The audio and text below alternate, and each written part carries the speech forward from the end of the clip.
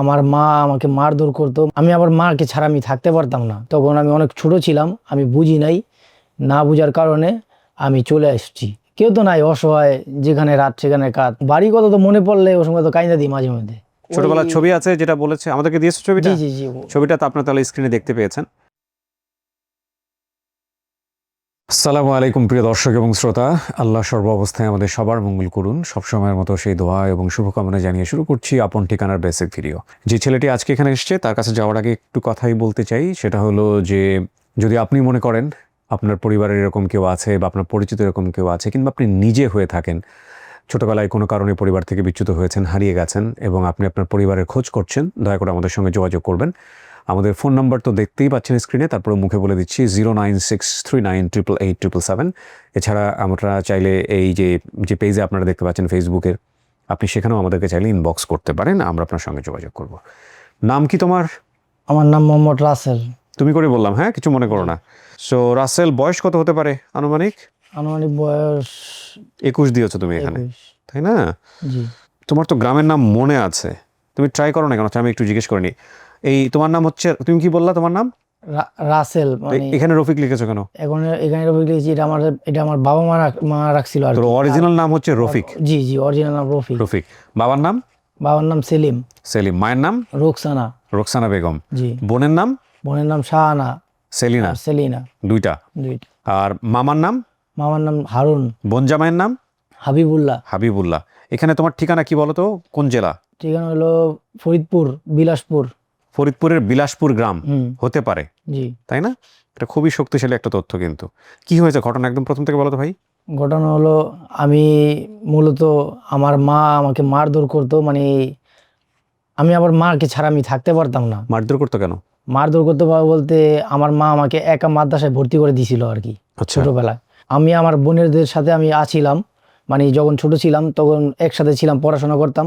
তখন মেয়ে মাদ্রাসায় আর কি একসাথে আমাকে ওখানে রাখছিল, মানে আপুদের সাথে। তারপরে আমাকে আলাদা করে দিছে আমার মা, আলাদা করে মানে ছেলেদের মাদ্রাসায় ভর্তি করে দিছে। আমি তো মানে আমার মায়ের ছাড়া থাকতে পারি না, এরকম বিষয়ে। তারপরে দিয়ে আমি বারে বারে চলে যেতাম। তারপরে এক কথা মা অনেক রাগারাগি করে, মানে গায়ে হাত তুলতো। এর জন্য মানে আমি নিজেই, তখন আমি অনেক ছোট ছিলাম, আমি বুঝি নাই, না বুঝার কারণে আমি চলে আসছি, মানে আমি নিজেই চলে আসছি। কোথায় আসলা? বাবুবাজার চলে আসছি। এটা কি তোমাকে ফরিদপুরে দিত মাদ্রাসায়? না না, ফরিদপুরে না, এটা হলো শেওড়াপাড়া, ঢাকাতে। ঢাকাতে। তোমার পরিবার কি ঢাকায় থাকতো? জি, ঢাকায় থাকতো। কি করতো? ভাড়া থাকতো। আমার আম্মু মূলত মেলার ব্যবসা করতো। মেলা কি নিয়ে যেত? মেলা খেলনা মুল্লা বিক্রি করতো আর মেলায় মেলায়? জি জি। আচ্ছা। আর বাবা? বাবার কথা বলতে পারি না আর কি। বাবাকে দেখো নাই? বাবাকে দেখছিলাম জাস্ট, আমি অনেক ছোট ছিলাম তখন, মনে আমার 3 বছর হবে।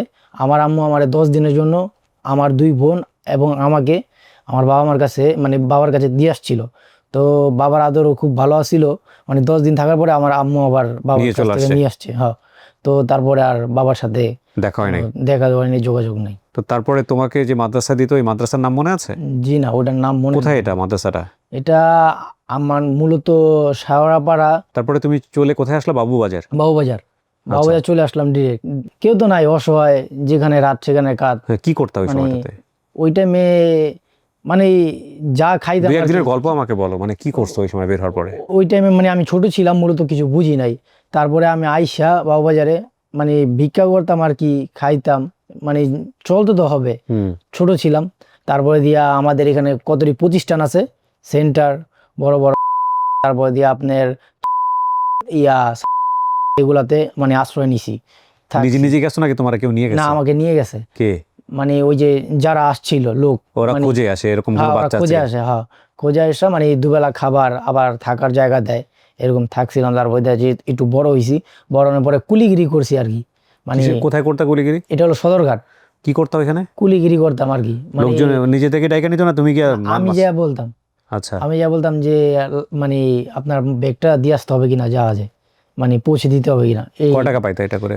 এটা পরে আপনার 30 টাকা ওই টাইমে আসিল, 30 টাকা 50 টাকা এরকম পাইতাম। আচ্ছা। আর ওই টাইমে খুবই ছোট ছিলাম, তো টাকার মূলত কিছু বুঝতাম না। এগুলো করে করতে ভালো লাগতো? বাড়ির কথা মনে পড়তো না তখন? আর মানে মনে পড়তো খুব, বাড়ির কথা তো মনে পড়লে ওই সময় তো কাইন্দা দিই মাঝে মধ্যে।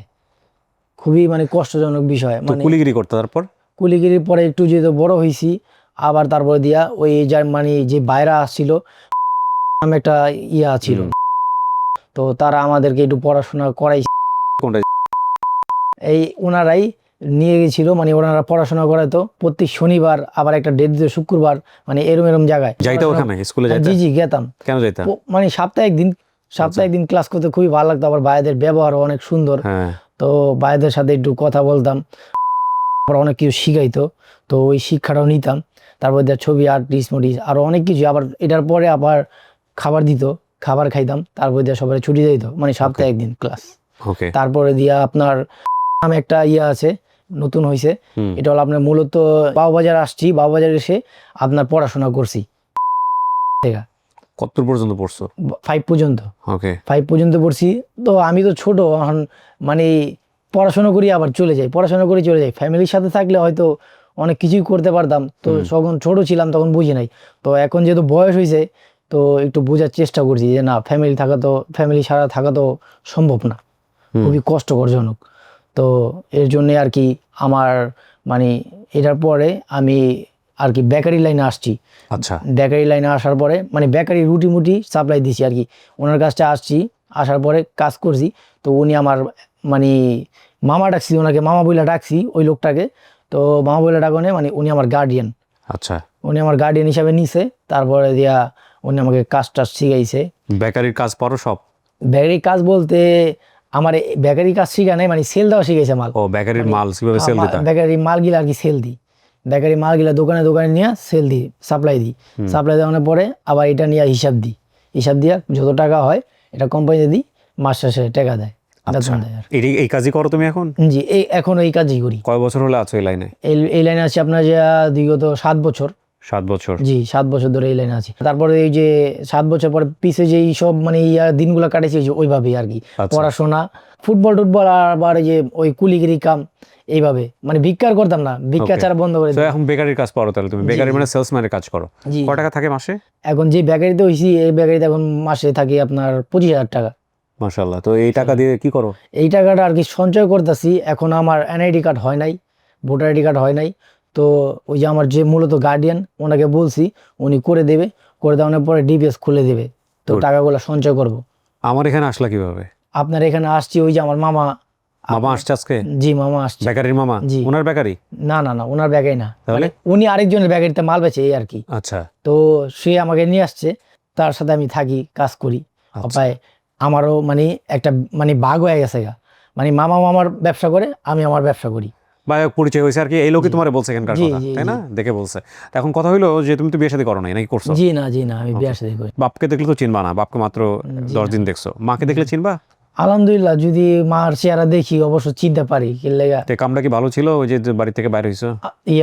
বলতে আমি খুব ছোট ছিলাম, তো আমি বুঝি নাই, এটাই হলো আমার খুব কষ্টজনকের বিষয়। আমি আর মানে কি কমু, ছোট থাকলে মা যে মারছে, যদি বুঝতাম যে মা মারতাছে ভালোর জন্যই মারতাছে, মা তো কোনোদিন খারাপের জন্য মারবে না, আর সন্তানের গায়ে তো কোনোদিন খারাপের জন্য হাত তুলবেও না। তো তখন যদি বুঝতাম, তখন তাইলে ওই পড়াশোনাটাই করতাম। তো এখন মাদ্রাসা হইলে হাফেজ হতাম। তো এখন তো হাফেজ হই নাই, এখন স্কুলে পড়াশোনা করা পিছি পাস হয়েছি। আমার তো মানে এই জ্ঞানটা ছিল না ও যখন ছোট, তখন আমার মনে বয়স ছিল 4 বছর, 4 নাকি 5 বছর হবে। তো তখন ওই বয়সটা ছিল না।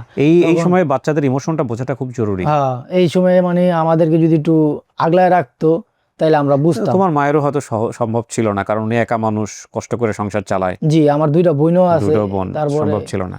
বাবুবাজার কি পুরান ঢাকা? পুরান ঢাকা। তোমার ভাষার মধ্যে পুরান ঢাকা একটা টান আছে, মানে ওই যে আমি ওখানে বড় হইছি।